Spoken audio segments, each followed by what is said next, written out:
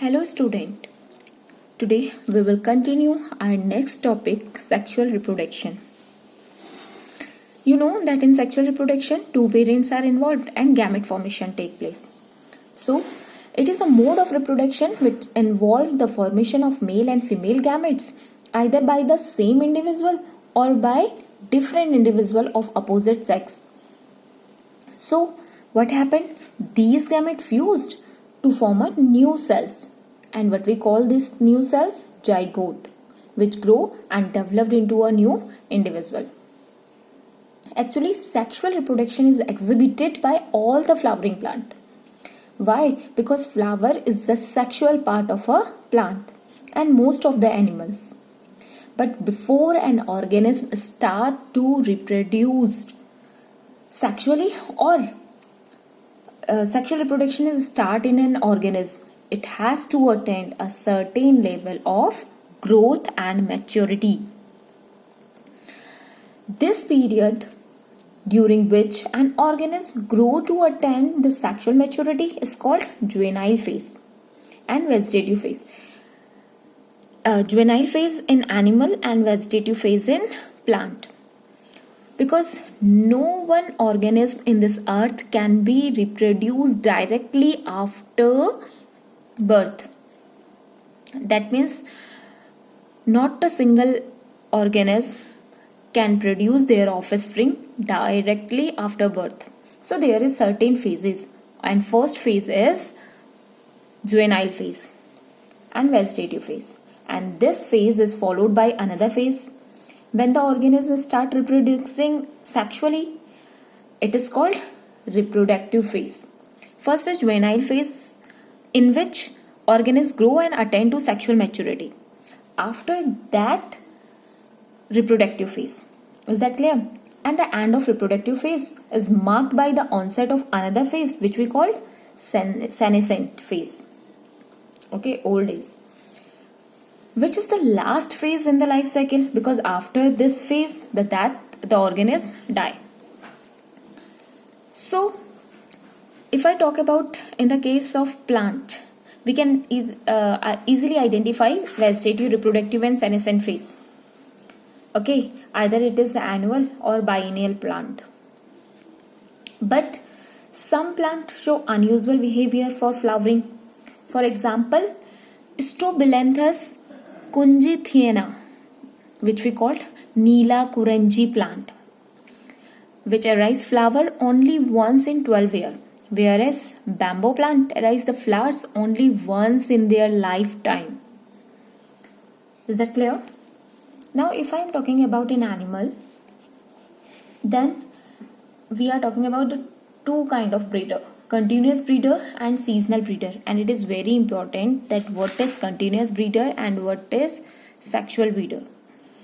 Some organisms remain reproductively active throughout the reproductive phase.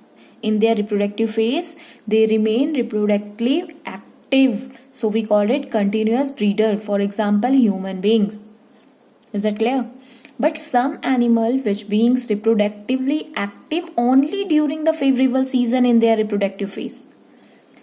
Such animal are called seasonal breeder. Actually, they are become reproductively active only favorable season. Okay, not throughout their reproductive phase. So, continuous breeder who remain reproductively active throughout their reproductive phase, and seasonal breeder who become reproductively active only during the favorable season. And here you see the reproductive cycle, annual breeding cycle, continuous breeder and seasonal breeder. Breed throughout the year, continuous breeder. Breed during specific season because they are active only in favorable season. So reproductively active only in favorable season. So they are seasonal breeder. Example, dog, cat, sheep, cattle. Then actually student, during the reproductive phase in mammal, the activity of the ovaries, accessory duct and hormones exhibit cyclic changes. And these cyclic changes in non-primate called ostrus cycle, and in primate it's called menstrual cycle. And the example of non-primate: cow, rat, pig. And primates: monkey, apes, man. So in cow, what we call these cyclic changes? Ostrich cycle. In man and monkey, what we called it? Menstrual cycle. These changes which occur at the reproductive phase. Okay.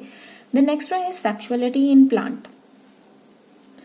In some plant and fungi, the male and a female reproductive structures may be present on the same plant. Here I am talking about the plant.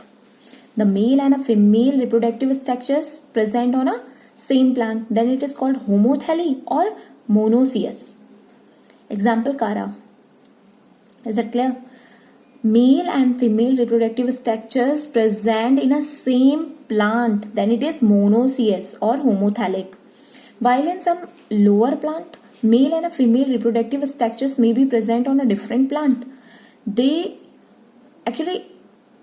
These plants are known as heterothallic or dioecious. Okay, if the male and female reproductive structure are present in a same plant, then homothallic or monoecious.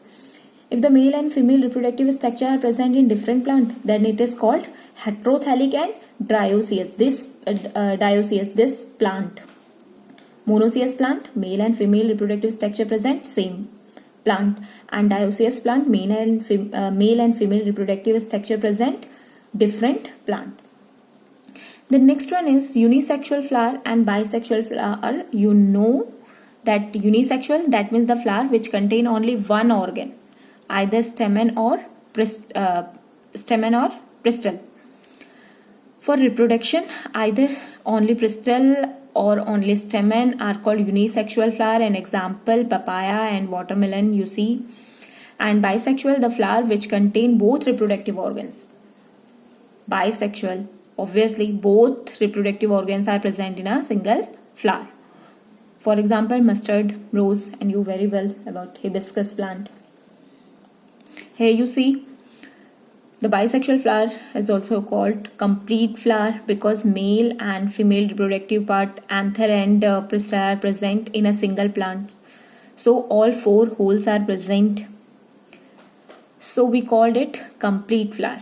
And here you see imperfect flower because either ovary or stamen, only one is present, reproductive structure are present. So in if I am talking about the unisexual, what we call that only one reproductive structure are present. In bisexual, both reproductive part, stamen and pistil, both are present. Now the next one is sexuality in animal, bisexual animal and unisexual animal. Student, on the basis of sexuality, animals actually divided in two categories, and here also bisexual, they possess both male and female reproductive organs. Okay, give me some example of bisexual animals. Earthworm is a bisexual, and a leech, sponge also. And unisexual, both the sexes are separated with distinct male and female individual. Sexes are separated. For example, cockroach, dogs. Okay. Next is, in this diagram you see that earthworm here. This is bisexual. Okay, and cockroaches unisexual here. Kara is, this one is monoecious plant. Because why it is monoecious? Because this androecium and oogonia both are present in a same plant. So this one is a monoecious plant. Okay, and this is dioecious because you see that archigoniophore and anthodiophore, they are present in different thalli. So this one is dioecious. Okay, this is all for today. In my next video, we discussed about events of sexual reproduction. This is all for today. Thank you.